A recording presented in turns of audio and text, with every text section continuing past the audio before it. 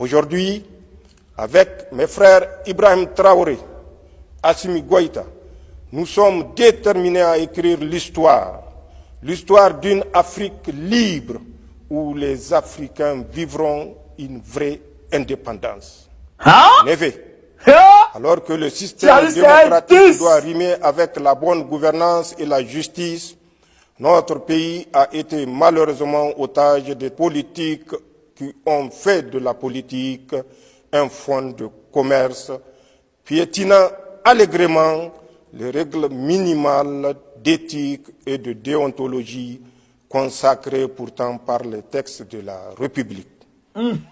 La justice sélective, faite de népotisme, de corruption, d'impunité et d'opportunisme érigée en mode de gestion par excellence, choses somme toute qui ont favorisé le détournement des deniers publics, le bradage de notre souveraineté et l'effondrement du service public. Cette démission de la gouvernance s'est illustrée par l'incapacité de l'État à faire face aux défis sécuritaires, d'où sa sous-traitance avec les forces du mal ayant occasionné des morts et des déplacés. C'est dans cette optique que nous avons dénoncé certains accords justifiant la présence des troupes françaises au Niger ainsi que des accords léonins. Cette dynamique nous a amenés à bâtir une stratégie globale de défense, de lutte contre le terrorisme et toute agression de quelque forme qu'elle soit. C'est ainsi que grâce aux multiples succès remportés par nos vaillantes forces de défense et de sécurité, nous assistons à la normalisation progressive de la situation sécuritaire.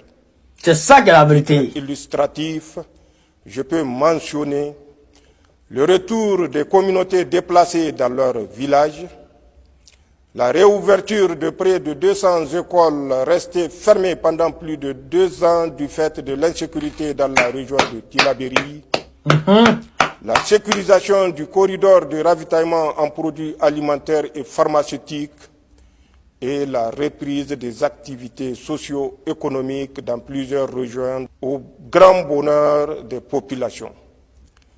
C'est le lieu ici de louer l'engagement, l'abnégation et le professionnalisme de nos forces de défense et de sécurité qui ont permis ces succès éclatants.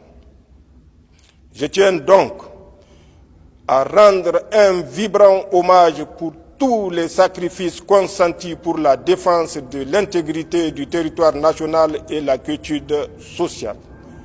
Je voudrais surtout témoigner ma sincère compassion à l'endroit des victimes civiles et militaires de la barbarie qui nous est imposée par les groupes armés terroristes et leurs sponsors.